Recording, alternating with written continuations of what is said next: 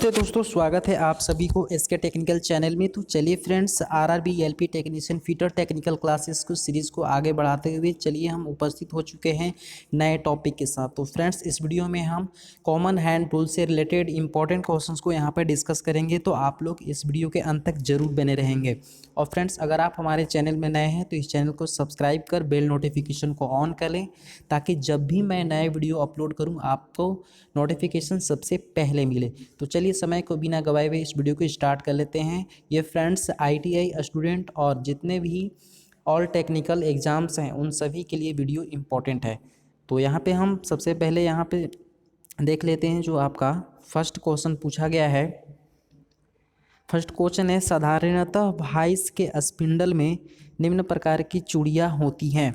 तो वाइस के स्पिंडल में चूड़ियाँ कटी होती हैं, वो स्क्वायर चूड़ी होती है, नोट करेंगे आप सभी।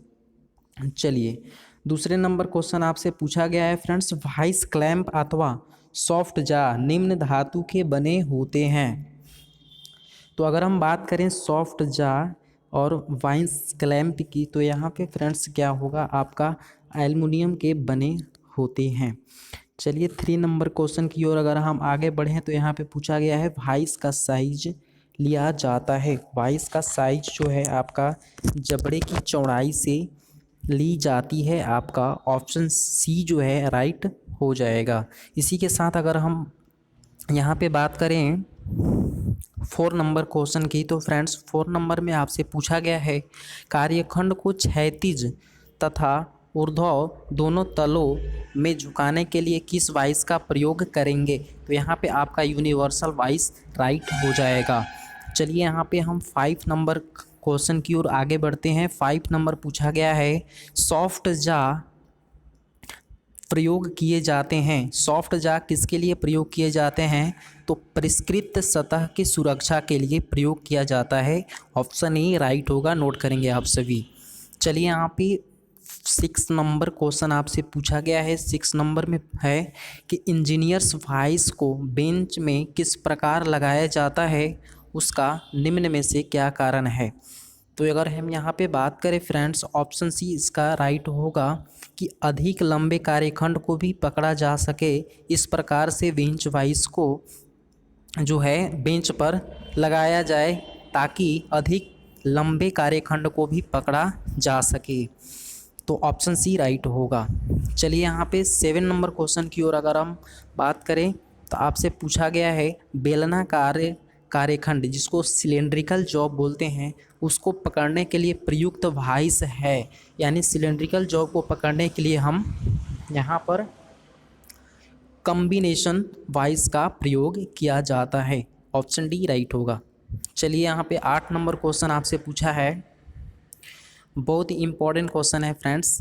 चलिए 8 नंबर यहाँ पे पूछा गया है, निम्न में से किस वाइस में कार्यखंड को क्षैतिज तथा ऊर्ध्वाधर दोनों में से किसी भी कोण पर घुमाने की व्यवस्था होती है। तो आपका यहाँ पे राइट आंसर जो होगा फ्रेंड्स, इसका ऑप्शन बी राइट हो जाएगा, यूनिवर्सल मशीन वाइस। चलिए 9 नंबर क्वेश्चन आपसे पूछा गया है, तैयार माल को वाइस में पकड़ते समय किसका प्रयोग करना चाहिए। तो यहाँ पे हम लोग सॉफ्ट जा का यूज कर लेते हैं। ऑप्शन डी राइट होगा। चलिए 10 नंबर क्वेश्चन की ओर आगे बढ़ते हुए यहाँ पे देखते हैं, पूछा गया है कि गोल पाइप एवं छड़ आदि को पकड़ने के लिए किस वाइस का प्रयोग किया जाता है। तो फ्रेंड्स, अगर हम यहाँ पे बात करें तो गोल पाइप एवं छड़ को पकड़ने के लिए हम लोग पाइप वाइस का यूज़ कर लेते हैं। चलिए 11 नंबर क्वेश्चन आपसे पूछा गया है, चित्र में ए पार्ट का नाम क्या है। तो ये आपका बेंच वाइस है फ्रेंड्स। और बेंच वाइस के पार्ट से रिलेटेड क्वेश्चन पूछा गया है। जो ए पार्ट है यहाँ पे जो है आपका चल जबड़ा होता है, नोट करेंगे आप सभी। चलिए यहाँ पे 12 नंबर क्वेश्चन आपसे पूछा है, बेंच वाइस के स्पिंडल में किस प्रकार का थ्रेड कटा होता है।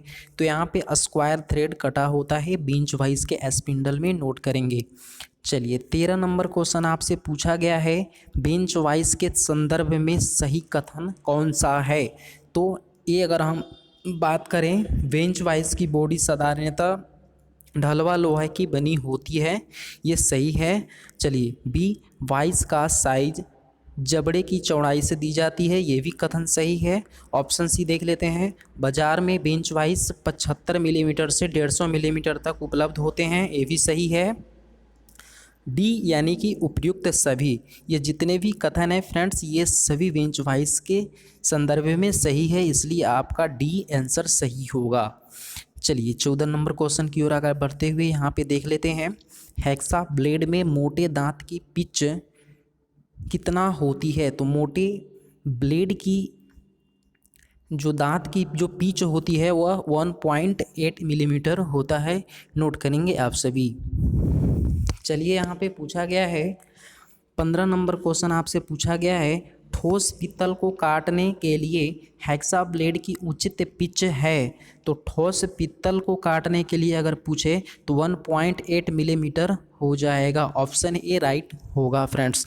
चलिए यहाँ पे 16 नंबर क्वेश्चन आपसे पूछा गया है, स्टैंडर्ड लंबाई के ब्लेड का प्रयोग किस प्रकार के फ्रेम में होता है। तो यहाँ पे ठोस फ्रेम में किया जाता है स्टैंडर्ड लंबाई के ब्लेड का प्रयोग। चलिए 17 नंबर क्वेश्चन आपसे यहाँ पे पूछा है फ्रेंड्स, हैंड हेक्सा ब्लेड का चुनाव काटी जाने वाली धातु के आकार और कठोरता पर निर्भर करता है। तो कंड्यूट और दूसरे ट्यूबिंग को काटने के लिए प्रयोग करते हैं। अगर हम यहाँ पे बात करें फ्रेंड्स, आपसे पूछा गया है कि हैंड हेक्सा ब्लेड का चुनाव काटी जाने वाली धातु के आकार और कठोरता पर अगर निर्भर करता है तो कंड्यूट और दूसरे ट्यूबिंग काटने के लिए जो पिच यूज किया जाता है वो कौन सा पिच होता है। तो फ्रेंड्स ऑप्शन ए सही होगा, 0.8 मिलीमीटर पिच होना चाहिए। यहाँ पे 18 नंबर क्वेश्चन की ओर अगर हम बात करें तो यहाँ ये जो है 18 नंबर क्वेश्चन रॉन्ग है, इसलिए हम इसको स्किप कर दिए, ठीक है। चलिए नेक्स्ट यहाँ पे हम बात करें 19 नंबर क्वेश्चन की। तो यहाँ पे निम्न में से रेती का कौन सा भाग नुकीला होता है। तो यहाँ पे टैंग जो है वो नुकीला भाग होता है। आगे हम बात करें यहाँ पे, चलिए 20 नंबर क्वेश्चन यहाँ से पूछा गया है, रेती का चपटा भाग जिसमें कटाई दांते बने होते हैं वो क्या कहलाता है। तो उसको हम फेस कहते हैं, ठीक है। चलिए क्विक रिवीजन के लिए हम जल्दी यहाँ पे बता देते हैं फ्रेंड्स, और हम लोग एक यहाँ पे डिटेल्स यहाँ पे सीरीज भी स्टार्ट करेंगे जिसमें हम लोग टॉपिक वाइज प्रत्येक टॉपिक को अच्छे से कवर करेंगे। तो इसमें हम लोग क्विकली यहाँ पे रिवीजन के तौर पे यहाँ पे हम लोग जो बच्चे क्विक रिवीजन करना चाहते हैं उनके लिए वीडियो बहुत ही इम्पोर्टेंट है। और आजकल जितने भी बच्चे हैं सोचते हैं जल्दी में हम अपना एग्ज़ाम का प्रिपरेशन कर लें, तो ये उन स्टूडेंट्स के लिए बहुत ही इम्पोर्टेंट है, ठीक है। क्योंकि यहाँ से आपका 70% क्वेश्चन जो है आरआरबी एलपी टेक्नीशियंस में आने वाले हैं, या आप किसी भी टेक्निकल एग्ज़ाम्स की तैयारी कर रहे हैं उनके लिए भी। तो फ्रेंड्स आप लोग हमारे चैनल में नए हैं तो इस चैनल को भी सब्सक्राइब कर लें और बेल नोटिफिकेशन को ऑन करना ना भूलिएगा, और अपने दोस्तों में भी ज़रूर शेयर करिएगा अगर आप लोगों को ये वीडियो पसंद आ रही है तो चलिए यहाँ पे 21 नंबर क्वेश्चन की ओर आगे बढ़ते हैं। यहाँ पे पूछा गया है कि निम्न किस रेती को दर्शाया गया है। तो फ्रेंड देखिए यहाँ पर जो आपका रेती दिखाया गया है ये कौन सा रेती है। तो इसको कहते हैं हम लोग मिल रेती, ठीक है, मिल रेती कहते हैं। चलिए 22 नंबर क्वेश्चन आपसे पूछा गया है, ड्रा रेती के लिए कौन सी रेती प्रयोग की जाती है। तो ड्रा जो रेताई होता है जिसको हम लोग ड्रा फाइलिंग के नाम से जानते हैं, उसके लिए हम लोग हैंड फाइल का यूज करते हैं। चलिए यहाँ पे 23 नंबर क्वेश्चन आपसे पूछा गया है, मिल रेती का प्रयोग हम लोग